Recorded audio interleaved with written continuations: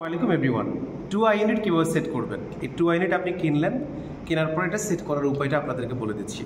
এখানে দেখতে পাচ্ছেন দুইটা কেবল, ক্যামেরাম্যানকে বলবো একটু কাছে আসার জন্য। দুইটা কেবল, একটা হচ্ছে সাদা আর একটা হচ্ছে কালো। আর 2r সিস্টেমে এই কালো কেবলটাই হচ্ছে মূলত 100 ভোল্ট প্লাস।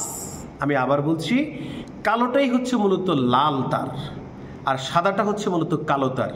এটাই ভুল করে আমাদের সমাজের টেকনিশিয়ানরা, যার কারণে আপনার ইউনিটগুলো বারবার কেটে যায়।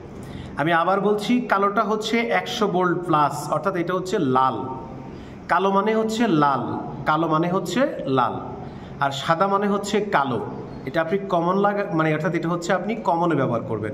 এই কালোটা হচ্ছে মেশিনের পিছনে কমন, আর কালোটা যাবে কোথায়? 100 ভোল্টে। আর ইউনিটের মধ্যে দেখতে পাচ্ছেন, একটু কাছে আনেন ক্যামেরাটা। ইউনিটটা সেট করার উপায় দেখেন, এই দেখেন এটা প্যারালাল করা আছে। আপনি যখন এখানে এই লাল এবং কালো, সাদা এবং কালোর মধ্যে 100 ভোল্ট ব্যবহার করবেন, এটা 100 ভোল্টের লাইন ট্রান্সফরমারের মধ্যে দেওয়া আছে। যখন আপনি এইদিকে ঘুরিয়ে দিবেন তখন এখানে আপনি 50 ওয়াট পাবেন। যদি 100 ভোল্ট ব্যবহার করেন, এই যে দেখতে পাচ্ছেন সাদা পয়েন্টটা, 100 ভোল্ট ব্যবহার করেন তাহলে আপনি 50 ওয়াট পাবেন যদি টার্মিনালটা এই জায়গায় থাকে। আর যদি 70 ভোল্ট দেন তাহলে এটা 25 ওয়াটে হয়ে যাবে।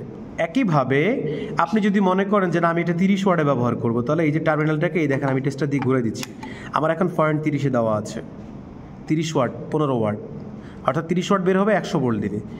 কখনোই আপনি এই ইউনিটটাকে এইভাবে দিবেন না, এটা অফ থাকবে, অফে আছে। আর এইভাবে যদি দিয়ে দেন তাহলে এটা 100 ওহমসে চলে আসছে। দেখেন লেখা আছে driver set the switch to এই পজিশন, অর্থাৎ এরকম পজিশনে যদি থাকেন for 100 volt line option, as doing so may rest, অর্থাৎ এটা একেবারে খুব ডেঞ্জারাস অবস্থানে থাকবে যদি আপনি এটাকে 100 ভোল্টে ঘুরিয়ে দেন। সেই ক্ষেত্রে এটা করা যাবে না, অর্থাৎ এখানে থাকবে না, এটা সবসময় 50 ভোল্টে এইভাবে থাকবে। এই ছিল আজকের ভিডিও, দেখা হবে নেক্সট কোনো ভিডিওতে। আসসালামু আলাইকুম।